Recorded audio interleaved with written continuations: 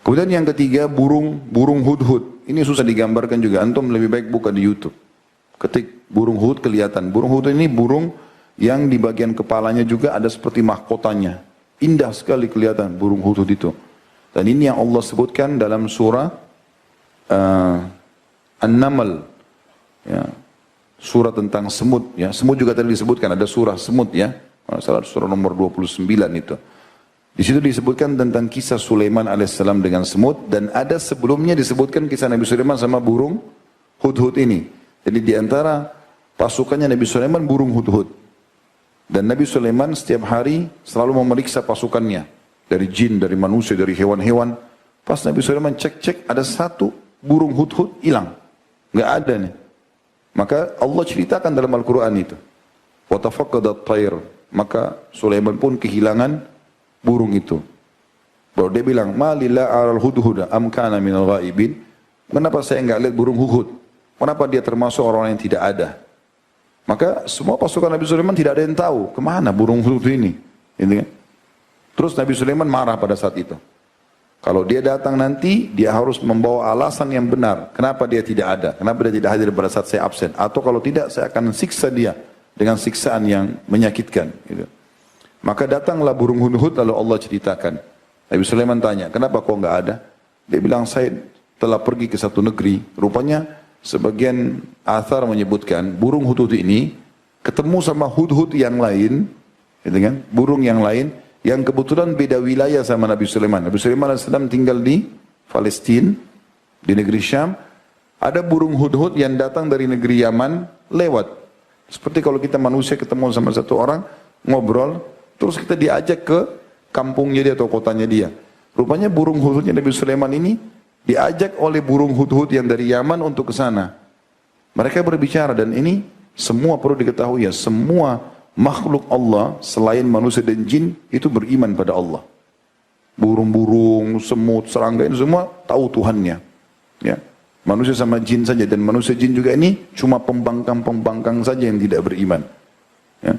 Yang umumnya semua manusia beriman. Sekarang populasi manusia 7,5 miliar, 6 miliarnya itu tahu Allah. Walaupun ada Yahudi sama Nasrani di situ.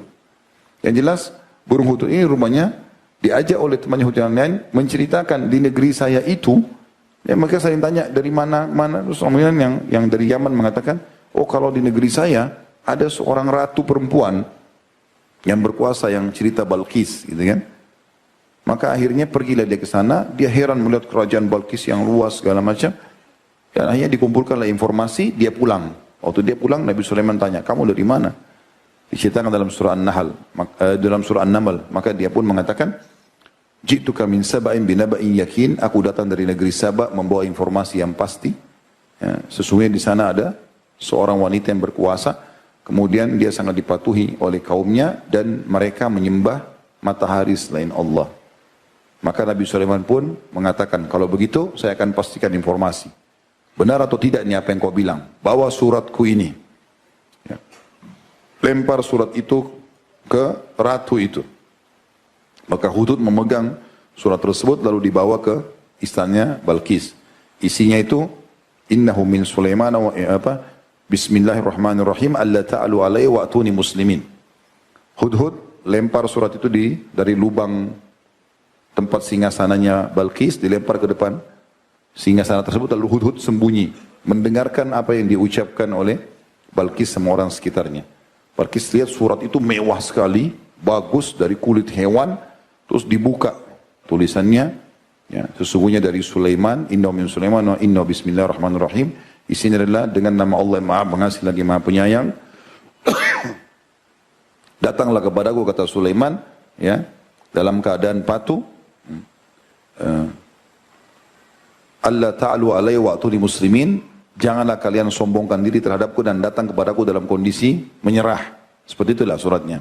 Maka terjadilah kisah Balqis kemudian berdiskusi dengan orang-orang di sekitarnya. Berilah aku pendapat, ini ada surat yang agung jatuh padaku. Maksudnya karena mewahnya, surat itu bagus. Kelihatan memang bukan dari orang sembarangan. Nabi Sulaiman SAW siapkan kulit khusus dan surat khusus itu. Kemudian dia pun berkata, berikan pendapat. Rupanya para pengawal-pengawal Balqis tidak tahu Nabi Sulaiman SAW dan mereka itu kerajaan besar di negeri Sabah. Sabah ini negeri Yaman. Allah juga berikan nama dalam Al-Quran surah nomor 34. Sabah, ya, tentang negeri Yaman ini. Dan sangat makmur dan besar kerajaan mereka pada saat itu.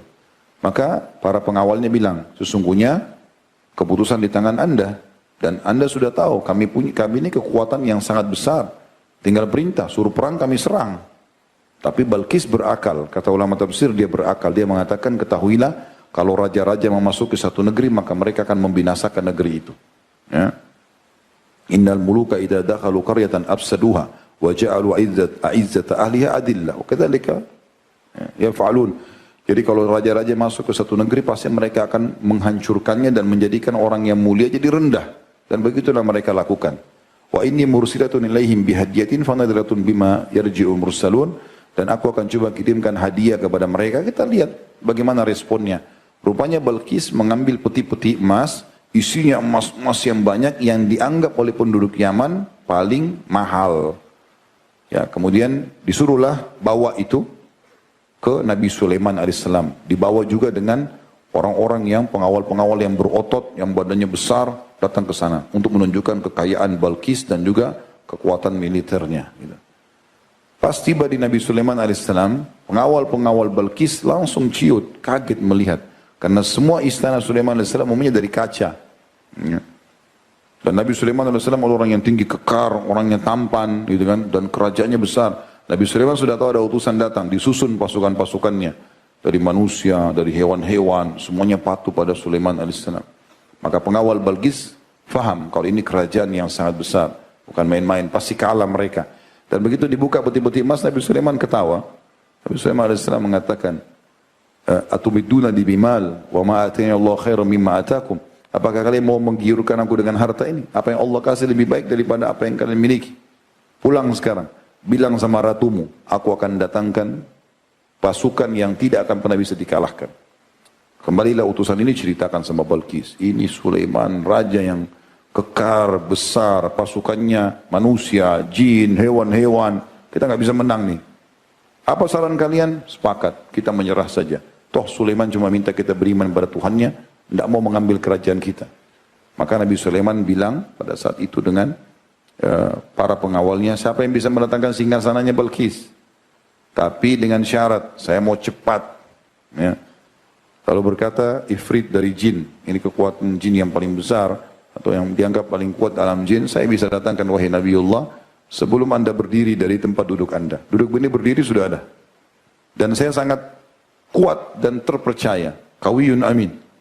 Artinya saya kuat bisa datangkan itu seketika dan memikulnya. Serta amin artinya kata ulama tafsir, saya tidak akan ambil permatanya satupun. Karena singgasana Balkis penuh dengan permata. Karena orang kaya. Gitu kan? Dan Balkis kalau duduk tengah-tengah seperti ya makhluk yang kecil di tengah sebuah besar. Karena besarnya singgasananya. Biasanya kan raja singgasananya 2 kali 3 kali postur tubuh dia. Ini enggak. Besar sekali sampai Balkis kalau duduk tengah-tengah sampai enggak kelihatan kecilnya. Maka dia bilang saya tidak akan curi apa-apa. Sulaiman bilang saya mau lebih cepat. Ya. Ada satu orang manusia dari keluarga Nabi Sulaiman alaihissalam yang menghafal kitab Zabur dan rutin berzikir kepada Allah SWT. Ibnu Katsir sebutkan jenis zikir yang disebutkan. Gitu kan? Tapi ini sebagian ulama mengatakan ini karamah yang Allah berikan khusus untuk orang itu. Dia bilang ya Nabi Allah saya bisa datangkan sebelum matamu berkedip. Kita lagi buka gini, kedip begini sudah ada. Lebih cepat dari jin tadi. Maka Sulaiman SAW mengatakan datangkan. Begitu Nabi Sulaiman mau kedipin mata, sudah ada depannya singgasana. Maka Nabi Sulaiman mengatakan, sungguhnya ini nikmat Allah yang Allah ingin mengujiku, apakah aku bersyukur atau tidak. Lalu Nabi Sulaiman bilang, siapa yang bisa mengubah singgasananya Balkis ini? Ubah. Maksudnya ubah itu, permata ini pindahin ke sini, permata ini pindahin ke sini. Ubah. Tapi masih kelihatan kalau mirip dengan dia punya. Untuk menguji nanti Balkis. Karena sampai berita ke Sulaiman alaihissalam kalau Balkis adalah ratu yang pintar dan cerdas. Gitu. Kemudian tunggulah, Allah sudah berikan firman kalau Balkis akan datang dengan pasukannya datang. Itu datang ke istananya, kaget Balkis dan semua pengawal-pengawalnya. Tidak ada istana semewah itu di zaman itu. Semuanya kaca segala macam. Dan salah satu ciri istana Nabi Sulaiman alaihissalam, di bawah lantai kaca itu ada air yang mengalir. Maka begitu masuk, yang paling pertama Nabi Sulaiman uji Balkis. Apakah seperti ini singgasanamu? Maka Balkis mengatakan Al-Quran juga membahasakan itu ka'annahu hu. seperti ini, tapi nggak tahu, saya ragu. Karena sudah sempat diubah. Tapi karena cerdasnya dia yakin juga bahwa ini singgasananya. Maka Sulaiman pun mengatakan ini singgasanamu yang sudah dipindahkan oleh prajuritku.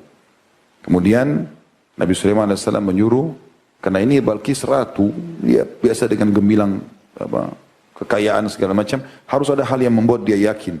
Dimasukkan dalam satu ruangan, semuanya kaca, di bawahnya air. Kemudian Balkis waktu mau lewat, dia pikir itu air. Karena jernihnya kacanya sampai dia menyingkap bajunya, ya, bagian bawah. Allah mengatakan, وَكَشَفَتْ أَنْ سَاقَيْهَا. Maka Balkis pun memperlihatkan betisnya. Karena dia pikir itu adalah air. Maka setelah dia mau mengangkat begitu, Sulaiman mengatakan, sesungguhnya itu adalah kaca, cermin yang telah dibuat. Setelah itu Balkis pun akhirnya patuh kepada Sulaiman, beriman karena keajaiban itu. Dan ada kisah panjang berhubungan dengan masalah itu. Tapi semua ini, ya, masuk Islamnya Balkis dan kaumnya ada pengaruh dari burung hudhud itu. Sebagian ulama mengatakan larangan membunuh hudhud karena peran itu. Ya, karena peran itu, ya. Sebagaimana bolehnya membunuh cecak karena dia tadinya meniup termasuk yang meniup api pada saat Ibrahim lagi dibakar. Ya, maka Allah membolehkan membunuh cecak, gitu kan? Sementara hudhud ini justru menjadi penyebab negeri Sabak semuanya beriman pada Sulaiman alaihissalam. Maka gara-gara itu juga hikmah kenapa tidak dibunuh. Sementara burung surat yang keempat, ada footnote di situ nomor 2059. Burung yang lebih besar daripada burung pipit, kepala dan paruhnya besar, biasa memangsa serangga-serangga kecil dan terkadang memangsa burung pipit juga. Ya.